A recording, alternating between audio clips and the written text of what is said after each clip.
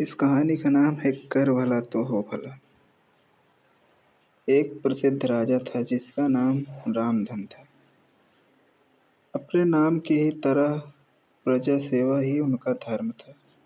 उनकी प्रजा भी उन्हें राजा राम की तरह ही पूजती थी।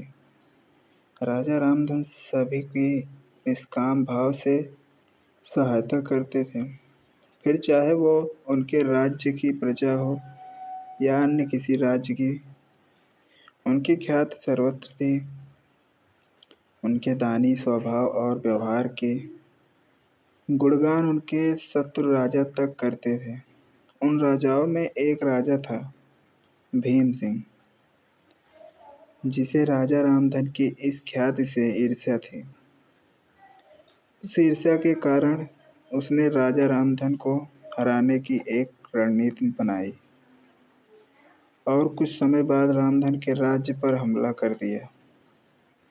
भीम सिंह ने छल से युद्ध जीत लिया और रामधन को जंगल में जाना पड़ा।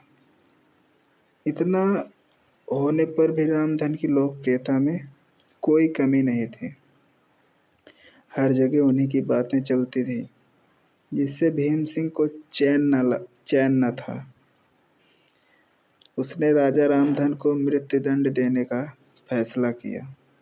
उसने ऐलान किया कि जो राजा रामधन को पकड़कर उसके सामने लाएगा, उसे 100 सोने की दीनार देगा।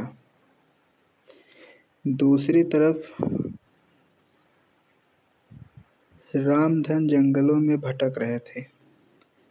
तब उन्हें एक राहगीर मिला और उसने कहा, भाई तुम इसी जगह के लगते हो, क्या मुझे राजा रामधन को राज्य की तरफ का रास्ता बता सकते हो?